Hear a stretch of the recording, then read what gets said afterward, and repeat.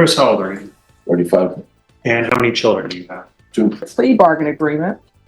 Punishment is to be assessed at a cap of 10 years in the prison. There's a $1,500 fine. The state is opposed. Here's the deal. Plea bargains set limits.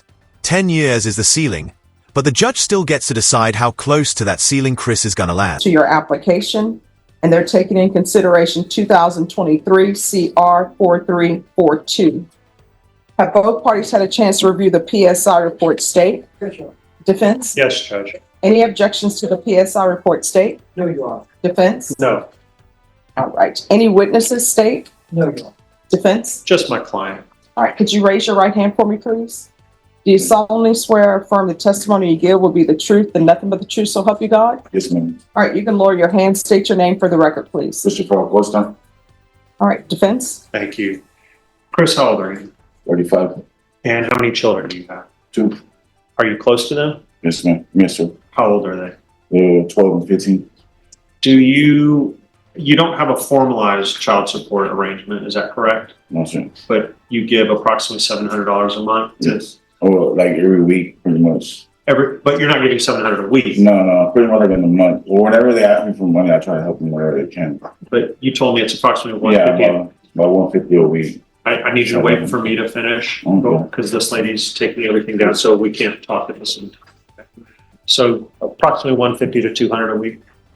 Yes. Yes, ma'am. Yes, sir. Okay. And then you also are living with your mother right now, is that correct? Yes, sir. Does your mother have health problems? Yes, sir. What sort of health problems does she have? She has like heart conditions, high blood pressure, all kinds of stuff. She goes to the doctor a lot. Are you the one that takes her to the doctor? Yes, sir. And is that at least twice a month? Yes, sir. And in the PSI, there's some mention that you have some brothers that maybe live there sometimes, but they're not currently taking care of your mom, are they? No, sir. And in fact, they're not living with her currently. No, sir. Now, you also have a girlfriend. Yes. What's her name? Jennifer Lyons. And Jennifer has been coming to court every time, correct? Yes. But Yes. where is she today? She's at work. Where does she work? She's And she's had that job for several years. 4.5 years now. Now, she's obviously very supportive of you. Is that correct? Yes, sir. And every single time I've ever seen you in court, she's here with you. Is that correct? Yes, sir. But unfortunately, she couldn't be here today. Not today. It was your last week. Now, you work as well? Notice the defense stacking positives. Kids, sick mom, supportive girlfriend, steady work. This isn't random chit-chat. It's a strategy. Build Chris up as responsible before the hammer drops on his criminal history. Yes, sir. What do you do? I do HVAC and I cut hair. HVAC and cut hair. So I want to talk about the HVAC work in particular because you also have some health problems of your own. Is that correct? Yes, sir. And it's something that we've informed the court of in the past with regard to these seizures you've been having. Yes, sir. And you finally were diagnosed with epilepsy. Is that correct? Yes, sir. Did you have a seizure today, Yes, sir. this morning? Yes, sir. And you have these seizures how often? Pretty much every day. And you've been seeing a neurologist Yes, sir. and they've prescribed you medication. Several. Yes, sir. Has it been helping at all? Sometimes, but that they don't. They're still trying to pinpoint like I won't have like no seizures at all. But they're trying several medications still. And I'll explain to the court a little bit about the epilepsy if the court's unfamiliar, but that's very scary, isn't it? Yes, sir. Having these seizures. Yes. Sometimes it happens in the shower That's where it first started. and you'll collapse to the ground sort of thing, right? Yes, sir. And have you hit your head? Yes, sir. Now, with regard to doing HVAC, you're not getting up in attics, are you? No, sir. Oh, especially not with your health condition. Yes, sir. You're doing everything at On ground level. ground level, okay. And you work for a friend or a relative? This is me and a buddy. We're starting our own HVAC company. And is that full time? And there it is. No matter how much good you pile up, the past always walks into the courtroom with you. This is where cases like Chris's usually turn. Yes. So you're working at least 5 days a week, and I would imagine the summer is going to be good business for you guys. Yes. It's starting to pick up. Now, Chris, we have to address the elephant in the room, which is your past, your criminal history.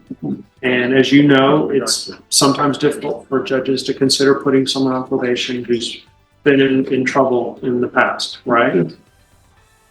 How old were you when you first got arrested? Back in 2007, I think? So 17 years ago, how old were you? 17, 18? All right. 18. And when you went to prison back in 2016, I'm sorry. So that was 8 years ago. Is that correct? That's it. You haven't been to prison since then, correct? And in fact, you hadn't been in trouble in several years, is that correct? That's it. Until this most recent arrest. Yes, sir. Was this a wake-up call for you? Yes, sir.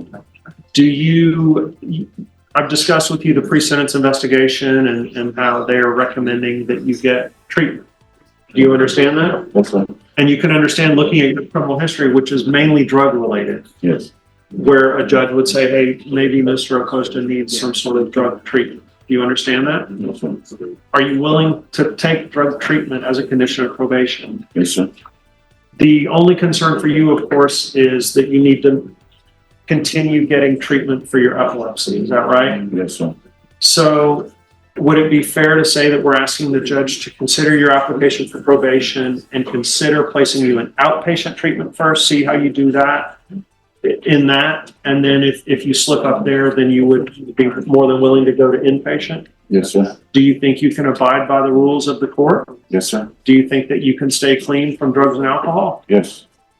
Is there anything else you'd like to tell the judge about your situation or your family or anything? Are you sorry to be here? Yes. Are you embarrassed to be here? Yes, sir. Has this been hard on your family? Yes, sir. Is this causing your children a lot of stress? Yes, sir. I'm not having. Your mom Yes, sir. and your girlfriend, Yes, sir. right? She's very stressed out every time you guys are here. Is that right? Yes, sir. But everyone is supporting you. They're helping. That's not personal use. That's distribution levels. Viewers, do you think that I don't remember? It was the Super Bowl excuse is gonna fly here? You get the medical treatment you need and things like that, right? Yes, sir. Okay. Okay, Judge, I have nothing further for my client. The prosecutor may ask you some questions. Yes, thank you, Judge. Sir, when you were stopped at this DWI, you had controlled substance on you, is that correct? Yes, that's what they say. I don't remember. That's what they say, yeah. Well, you had 11 bags of cocaine. Yeah. Well, I don't recall. Okay, well, I mean, to be fair, that's what the Yeah, report yeah, said. And then also 2 bags of heroin, Yeah. and also like 5 Adderall. That's good. Was that for personal use? The Adderall, I don't remember how I got the Adderall. I mean, there was a day I was partying and stuff, like it was during the Super Bowl, so I really don't remember much. I just remember the cops waking me up and they pulled out whatever, I guess. And I mean, really pretty much I woke up in the cop car. I mean, I'm just saying 11 bags of cocaine and 2 bags of heroin and 5 Adderall, this seems like quite a bit of drugs you're carrying on. Yes, I understand that. And then also with your previous convictions and of your felonies, you did get offered and you did take deferred adjudication or probation on those, and then you weren't able to successfully complete those. Is that right? Years ago? Yeah. Yes, sir. And then also as late as in 2016, that's when you got your conviction. You were actually on probation for 1 to 4 grams, and then you were sentenced in 2016 because you picked up another 4 to 200 grams. So you aware of that? No, it was on probation. Okay, you weren't on probation at all, so you took 5 years. Okay. No further questions, John. All right, any follow-up? No further questions. Just argument. All right, court will hear argument. I'll go ahead and go first. Yeah.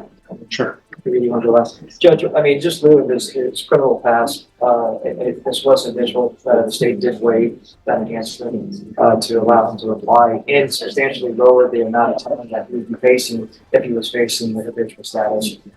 So as though that, Your Honor, including the DWI, including with the possession of drugs at that time, state's request continued TBC. Thank you, Judge. We understand how difficult the situation that Chris put himself in back a couple of years ago. This was not a wise move on his part, But when I see his criminal history and I see the facts of this offense, I see someone that is struggling with a substance issue or substance issues. In talking to his girlfriend, she has told me the same, that she feels like he could use some treatment. You know, we're dealing with a 35-year-old man here, Judge. Yes, he's a grown man, he's an adult, but he's been in and out of the system since he was a teenager. And Smart move from the defense. Admit the obvious. Judges respect when you acknowledge the elephant. Then try to pivot toward treatment instead of punishment. when you look at that history, it doesn't look like he was ever given the opportunity for treatment, as far as I can see. And at this stage in his life, he does want treatment. He wants to better himself. He wants to get his business off the ground. He wants to continue taking care of his children and paying for them the way he's supposed to. This is sending him to prison is the natural instinct, I'm sure, for a court. But in this circumstance, we would ask that you consider placing him on probation and giving him the treatment that he needs. I have a personal concern with the epilepsy. As someone who has an epileptic in my family, I know how serious this is. And I lost an uncle who collapsed and fell and hit his head in his own kitchen and died. So my concern is that if he goes off to the jail and into the prison, that he won't get any sort of medical treatment that is necessary. And one of the things that's interesting about epilepsy is that your body is continuously adjusting to the medication. So what works today might not work 6 months from now or 3 months from now even. And you really have to be on top of it with a neurologist who has to monitor you constantly to make sure that the medications that you're on are the appropriate ones that are helping you. He has been doing better. The seizures are not as severe as they were, say, 6 months ago when we first informed the court of this issue. But he still is having them. It feels like his doctors are slowly narrowing down. But one of the issues is he doesn't have health care, so he has to pay out of pocket. And neurologist visits are very expensive. But he is able to do it when he can. Again, my fear personally is that he gets to the jail, he gets to the prison, and as we know, the medical treatment in either of those facilities is not the best in the world. So based on all that you have in front of you, Judge, we would ask that you give him that chance on probation. Let him try to prove to you that he's not the person he was in the past, that he will not have violations in front of you any further, and that he can be the person that he should be. All right, Mr. Costa, I want to let you know that I've listened to the arguments of your attorney, internalized everything. I understand people have medical issues, and I understand that sometimes if people look back over their life and they could do things differently, they would do things differently. I just don't think you're a good candidate for probation, so I'm not going to grant your application. As previously stated, I'm finding you guilty. Does anyone want to speak in regards to the cap? It's a cap of 10. They've asked for 10. I would obviously ask for the minimum 2, Judge. I think that would be, the least amount of time that he's away from his family, away from his mother. There it is, 8 years. Below the 10-year cap, but still years away from family, healthcare, and freedom. A reminder, probation is mercy, but mercy isn't guaranteed.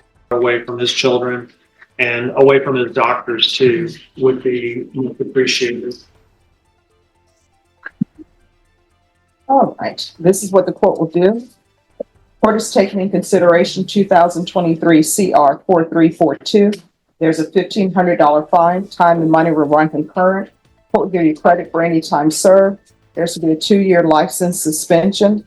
I'll request a therapeutic community for you, but I have no control on whether or not they place you in the therapeutic community. You'll have to ask for it also, but they'll see it in the judgment that I am requesting the therapeutic community, and I'll sentence you to 8 years in the prison. Did you review the document entitled Trial Court Certification of Defendant's Rights to Appeal with your attorney? Did you understand it? Yes, ma'am. And did you sign it? Yes, ma'am. Because this is a plea bargain agreement, because I followed your plea bargain agreement, and because you waive your right to appeal, you do not have the court's permission to appeal. Because this is a felony conviction, you're not allowed to own or possess any weapons or ammunition. If you have a question over what a weapon or ammunition is, you'll need to speak to an attorney. All right, good luck to you. Thank you.